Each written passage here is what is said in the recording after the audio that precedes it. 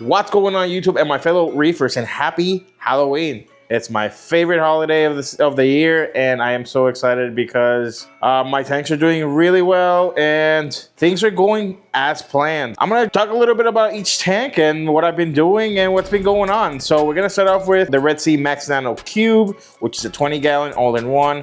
Then we're gonna head over and take a look at the RedSea Max Nano XXL, which is an all-in-one as well. I got that tank a couple months ago. And then we're gonna look at the Reef, the RedSea 425. It's about a 120-gallon system total, and we're gonna see what's going on. So anyways, let's go do this. Alrighty, so this is the RedSea 20-gallon, the Cube, the Max Nano Generation 2. For those of you that haven't followed, I did add a second light. That is a Kessel A80. I think that the RedSea 50 was not giving me enough par. And yeah, this is an anemone tank with clownfish. That anemone is about to split.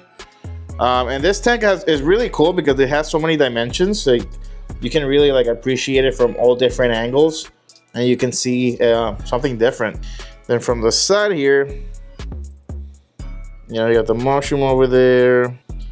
There's the possum wrasse. That anemone split. That anemone is actually the first anemone I put in here, and now it's two.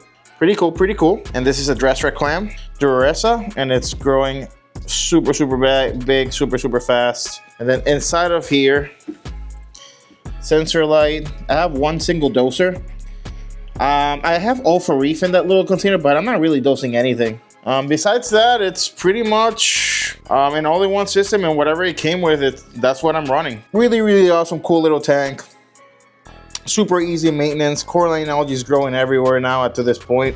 I just started, that coralline algae just started growing not too long ago actually, and now as you can see, it's pretty abundant. So let's take a look at the RedSea Max Nano XXL. So yeah, that's a quick update on the RedSea Max Nano Cube, and that tank is so easy to take care of. I haven't had to do any water changes. I really don't even barely test because everything stays pretty low. Alkalinity, calcium, magnesium, everything's super stable. And now I'm starting to understand why people kind of stay away from the acros and the harder corals, because I'll be honest with you, I jumped into the whole acro phase almost from the get-go that I started the hobby. I think it took me I started watching YouTube videos and I'm like, yeah, I want that coral, and I lost a lot of acros at the beginning. I did not know why, but it took me a while and I got it dialed in. Yeah, I mean, I think I started the hobby and I think by the third coral that I added was already an acro. So I never got to experience really what it's like not having a tank with no acros whatsoever or no stony coral whatsoever. It's such a different world, to be honest. But anyways, that is the update for that tank. And if you have any questions about the little nano cubes, comment down below, let me know. Anyways, here is terrible singing voice. This is the RedSea Max Nano XXL. I just got this tank 2 months ago, and I have an unboxing and setup video. It doesn't really go crazy into detail, but it kind of shows you pretty much the overall aspect of it. So let's take a look at it and see what we got. So before we go and see what's inside, let's look at really what I have added to this tank ever since I got it. This tank is supposed to be a plug and play tank. Very simple. That's the whole marketing gig, is basically plug and play. Since it's going to be an acropora only tank, I have added a lot of things to it. So let's start off with the lights. It comes with these two LEDs, but I added 2 extra aqua illumination 32s. I have it all blue right now. Now I did have to add this fan over here, and I have it on the timer when the lights turn on, because this tank actually does run pretty hot. It actually has 4 pumps, and there's only one system: the skimmer pump, the 2-return, and the UV. So 4 pumps total, 4 AC pumps. If you guys know, AC pumps, when they're running 24/7, it does heat up the tank. The water is pretty good. I mean, nothing too crazy, but it does warm them up quite a bit. So my temperature was around 80 degrees, which is fine because I don't have any coral right now. I only have fish right now, so I'm not worried about that. But with the lights on and everything, I just decided to add a little fan in order to keep the temperature down, and it's about 79 degrees now. For UV, I am using the Aqua 15 watt, and I have it hooked up to a Sea pump. And then over here, I have a doser, not dosing anything yet, of course, and all my cable mess is tucked away, hidden in this cabinet, which is a pretty charming, awesome part about this tank. You can use this whole compartment for, you know, for storage, because there's no sump there. 10-gallon reservoir. I do have a lot of water ripples here, a lot of surface agitation, tons of surface agitation. I mean, you guys can see it. Look at them ripples. So having this much surface agitation, and on top of that having this fan blowing into it, the water does evaporate pretty quickly, to be honest. I mean, I think that this 10-gallon reservoir doesn't last me that long. Water ripples, really nice, really cool. Keeps the pH, keeps everything oxygenated really well, especially it being in all-in-one tank. I want to make sure to keep that pH nice and high. Yeah, so like I said, there's four pumps in here right now. And if you guys are familiar with all-in-ones, they run a little hot when you start adding a bunch of pumps in there, just because there's no sump, so the water's not turning over as much, and there's a little bit less volume of water. And you can just get a home fan, put it next to a stand, raise it up, and then boom, you're done. That is pretty much everything that I have going on. I do have a reef mat, not gonna put it on yet. There's no point of putting the reef mat on yet. So let's see what's inside. Alrighty, so here is what we're looking at right now inside the tank. Right now I'm going through an ugly phase, very normal. Got hair algae growing in the back. Lots of hair algae on the rockworks. Perfect time to beef up the cleanup crew. A lot of food for the cleanup crew to start grazing. I have this cold tang, awesome bristle-tooth tang. This bristle-tooth tangs are just straight up workhorses. They just graze. Just grazing the rocks, grazing the algae. Free food for everybody. You know, at least you're not starving your cleanup crew. But yeah, I mean, it's just an ugly phase, you know. It's very normal. I'm not gonna freak out and start dosing things in order to get rid of algae. I'm not gonna start, you know, doing blackouts and changing everything just to get rid of that algae overnight. I'm just gonna let the tank run its course. Alrighty, now that I have water and the tank's pretty well established, I am going to take some par readings here, and I'm actually going to take par readings in my reef tank because I'm just curious to see where it's at. Alrighty, so we got the par reader here, and it is called, the brand is called Vibira. Not really crazy expensive, it's a little over $100. Alrighty, so let's start off with the center of the tank. Dead max center, we're looking at 4, 5. Since the wave makers are all still on, this is what you're gonna get. It's gonna fluctuate because the water's moving, so much flow in this tank.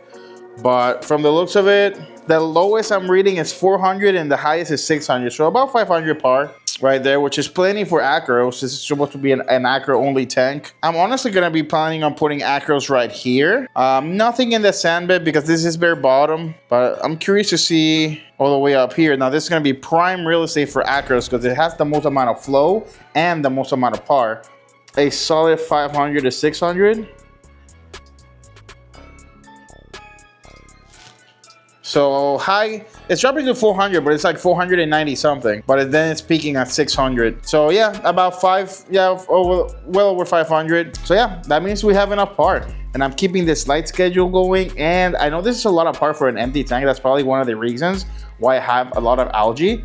Is because right now I'm blasting this tank with par and flow. But honestly, I want the tank to get used to these sort of conditions. Because if I'm gonna have ugly phases and if I'm gonna have issues, I want to run into them right now since there's no acro, there's no coral. I'm happy with the par. I have all the requirements. I really do want the tank to get used to having this much par and flow, because if I run into any issues right now, it'd be so easy for me to go ahead and add any chemicals or do any sort of treatment without having to worry that my coral is gonna get stressed out or perish. So I will be waiting at least probably another couple months, and then I'm gonna add a frag from my reef tank in here as a little test. It's getting there. So let's go ahead and take a look at the Reefer, the big reef tank. Here she is. So you can see everything's doing really, really well. Every single frag that I added, slowly encrusting. Obviously nothing has really taken off just yet except for this woolly mammoth millipora right there. Other than that, everything is steadily growing. So far so good, guys. So far so good. Now, you know what? Let's take some par readings on this tank as well. Because I can grow acros here no problem. So Let's take a look. Just in order to compare it to the RedSea Max Nano XXL, just to make sure that, you know, it's gonna work. Because if it works here, it's gonna work over there. So let's go do this. It's kind of like mid column. And over here I'm getting